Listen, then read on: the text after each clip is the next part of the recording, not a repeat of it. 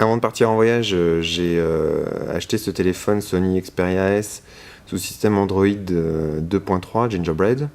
Déjà parce que je me suis fait voler mon autre téléphone à Grenoble au printemps. Et puis parce que je voulais un téléphone vraiment complet qui permette d'être surtout téléphone mais petit appareil multimédia ultra connecté avec appareil photo, caméra HD. Bien sûr, ça joue aussi la musique.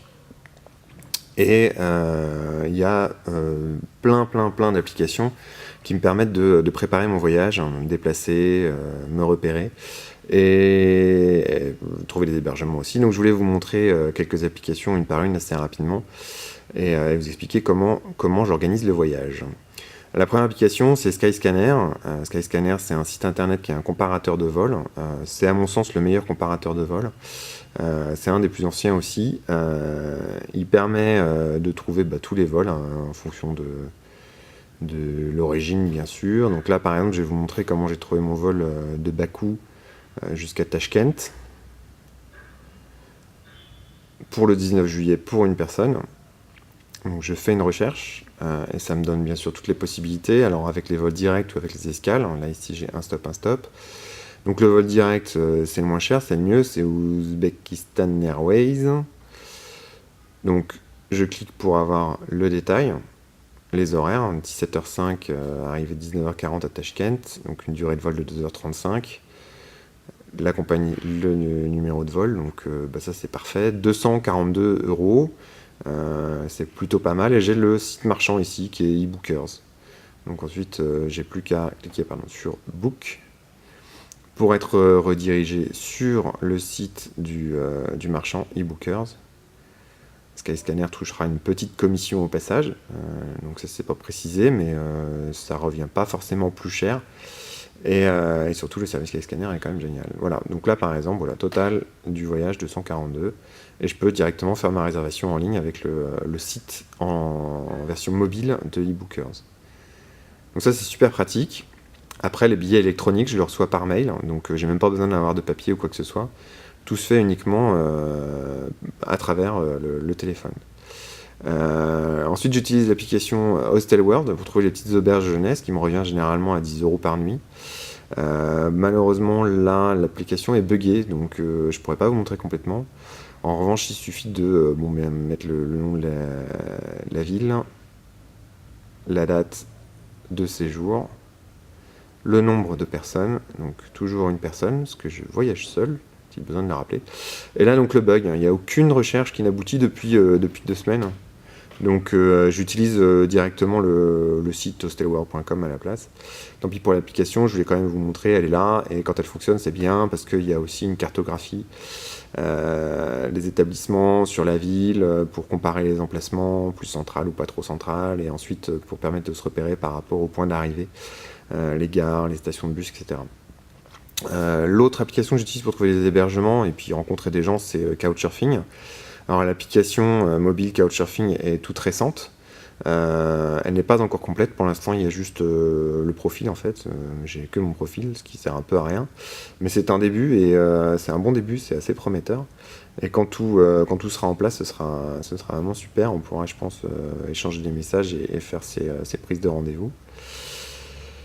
Donc une fois que je sais à peu près où je vais, que j'ai une auberge ou que je vais rencontrer quelqu'un en couchsurfing, ensuite j'utilise beaucoup Google Maps pour me déplacer et me repérer.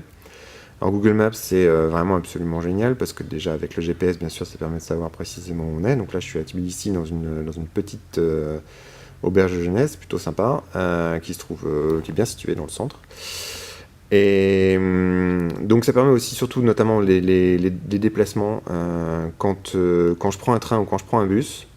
Bon déjà je peux savoir bien sûr où est la gare, donc là en l'occurrence là c'est la gare de Tbilissi, pour aller prendre mon train. Ensuite quand je prends le train, ce qui est vraiment complètement vital, puisque les annonces eh bien, elles sont à la langue du pays, donc généralement je les comprends pas quand elles existent. Après, quand on peut même pas lire les panneaux parce qu'ils sont aussi dans la graphie du pays, c'est compliqué. Donc grâce à la localisation GPS en fait, et grâce à la mémoire cache de Google, qui permet d'avoir la cartographie même quand je suis pas connecté, donc quand j'ai pas de Wi-Fi ou pas de 3G, je peux quand même avoir la carte et suivre le déplacement en direct. Donc je peux suivre le long de la ligne où je me trouve, et il va me mettre la petite icône, et ça va me permettre de savoir si la gare à laquelle on arrive, c'est celle à laquelle je dois descendre ou pas, ou si je dois encore attendre et tout. Donc ça permet vachement d'avoir beaucoup moins de stress. Parce que finalement, quand on est dans un déplacement, que ce soit un bus ou un train, ce qui est le plus stressant, c'est de ne pas savoir où on descend. Et comment on va savoir où on descend? Est-ce que le chauffeur a bien compris ce qu'on lui a dit? Est-ce qu'il va nous faire signe? Est-ce qu'on peut demander aux gens quand on peut pas communiquer à cause de la langue? C'est compliqué. Donc ça, Google Maps permet vraiment de savoir précisément où on est. Alors c'est vrai que ça coupe un peu la communication avec les locaux, alors que c'est quand même assez sympa aussi. Ça fait partie du voyage de cette petite galère de communication. Mais ça sauve beaucoup de stress et surtout beaucoup de temps voilà, on est relax, on est dans le train, on sait qu'on est arrivé ou pas encore. Donc ça c'est vraiment génial. Après, une fois arrivé dans la ville, aussi, étant donné que même si je suis pas encore connecté sur un réseau Wi-Fi, ça permet d'avoir la carte de la ville et avec toutes les rues, et de se repérer et d'aller dans un sens ou dans l'autre, de l'hébergement à la gare ou de la gare à l'hébergement.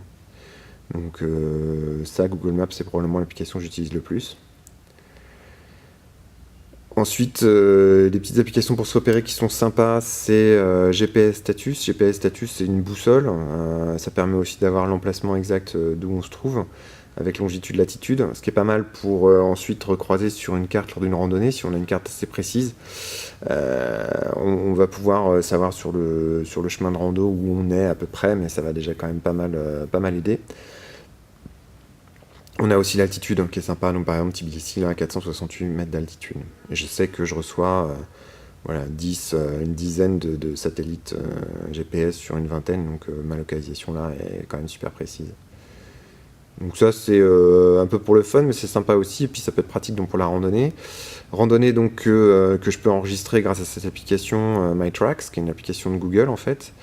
Ça c'est la rando que j'ai faite quand j'étais dans Bourgogne Nature Reserve. Donc pendant que je faisais la rando, j'avais pas le fond de la carte parce que j'étais pas connecté, et cette application ne garde pas la mémoire cache pour avoir la cartographie. Donc j'étais obligé d'avoir une carte papier à l'ancienne, mais c'est pas plus mal aussi. Et à la fin du parcours, et même pendant tout le parcours, j'ai, lors de ma progression, la distance totale parcourue, le temps total, et le temps de déplacement. Donc là, je me suis déplacé en 4 heures. En 4 heures, j'ai fait 22 km en rando, ce qui est plutôt pas mal, sachant que c'était notamment très abrupt sur certains passages. Et parce que j'ai fait un dénivelé de 2000 mètres en montée. Et donc en descente après, ce qui fait un cumulé de 2236 mètres. Montée-descente cumulée. Et ça permet ensuite de partager la carte avec Google. Donc si je veux, je peux l'envoyer sur Google. Moi, je sais plus où c'est, mais c'est pas grave. Et ensuite de l'avoir et de l'intégrer à mon blog, comme j'ai prévu de mettre des cartes.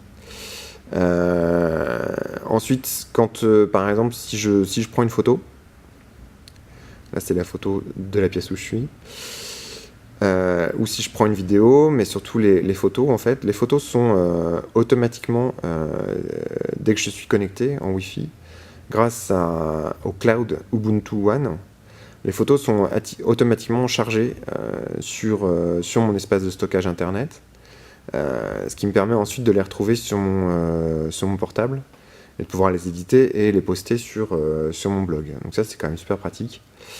Et ça me permet aussi d'avoir tous mes dossiers.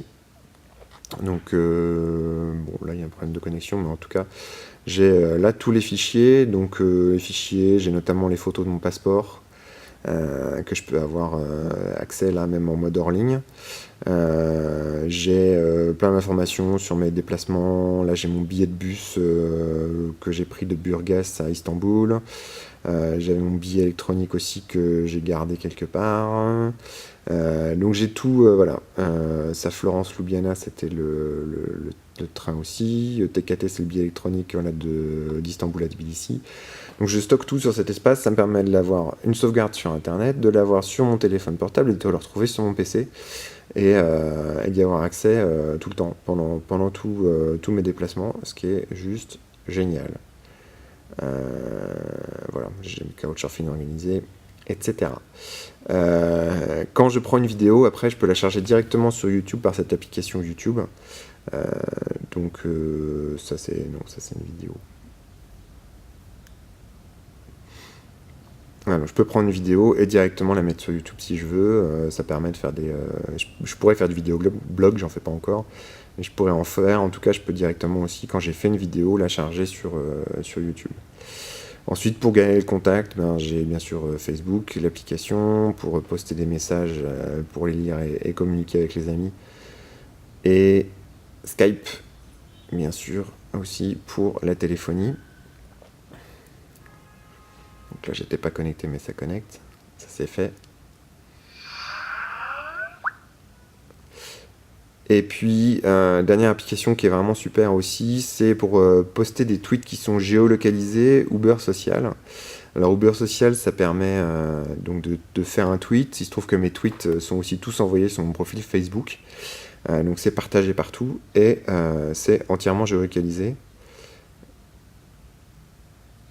Voilà, getting location. Et bon là il a pas, bien sûr ça n'a pas marché parce que je suis en train d'enregistrer, mais sinon ça marche quand même assez bien. Et c'est surtout tous les tweets qui sont géolocalisés sont injectés sur ma carte sur mon blog, ce qui me permet de faire une géolocalisation en temps réel. Donc vous pouvez savoir, quiconque peut savoir exactement où je suis. C'est du traçage volontaire de ma part, bien sûr. Et puis voilà, après il y a plein de petites applications diverses pour communiquer et pour rester en contact notamment. Donc pour avoir les infos, BBC News, Guardian, Le Monde, France 24. Ensuite pour les radios, BBC Radio, Absolute Radio pour les radios britanniques. Le streaming et l'application Listen pour avoir les podcasts. Donc ça c'est bien aussi, ça me permet d'avoir toutes les dernières infos et les derniers podcasts. Donc là il va rafraîchir et télécharger, comme ça quand je repartirai d'ici j'aurai de quoi écouter pour les longs trajets en bus et en train. Ensuite, dernière chose qui est super pratique, c'est le calendrier et les contacts. Tous les calendriers et contacts sont sauvegardés sur Google et partagés, automatiquement synchronisés avec mon PC, ce qui me permet d'avoir notamment, quand je vais avoir des rendez-vous en couchsurfing, puis de savoir que tiens, c'est l'anniversaire de Daniel le 13, parce que je savais pas, c'est pas mal. Donc là j'avais prévu le temps en Azerbaïdjan, il n'y a pas beaucoup d'infos là-dessus. Qu'est-ce que j'avais... Voilà, quand je devais être à Bakou, alors finalement j'y vais pas, mais en tout cas je garde là le numéro de téléphone et les indications pour retrouver mes hôtes. Donc là, en l'occurrence à Bakou j'avais deux options différentes pour deux hôtes différents, donc je les mets là, comme ça j'ai tout partout. Et avec le numéro de téléphone je peux les contacter en cas de problème. Tout est entièrement synchronisé, donc ça c'est essentiel pour retrouver la trace partout. Et les contacts bien sûr, qui sont aussi entièrement synchronisés. Et si je me fais voler le téléphone, je peux juste en racheter un. Et automatiquement, j'aurai tout qui se remettra en place, aussi bien les applications que tous les contacts et tout. Donc je ne perds jamais rien. Voilà, c'était un petit guide de comment je me repère grâce à cette petite outil technologique que je crois utiliser de manière optimale. Ah oui, puis ici, bien sûr, il y a les jeux aussi. Il y a des jeux quand même, parce que des fois, on s'ennuie un peu dans le bus ou dans le train, donc un petit jeu, et puis ça fait passer le temps, et puis ça permet de faire du contact aussi, parce que quand il y a des gens à côté qui voient qu'on est en train de jouer, on peut jouer, et puis ça permet de faire des rencontres aussi finalement, donc c'est assez sympa. Voilà,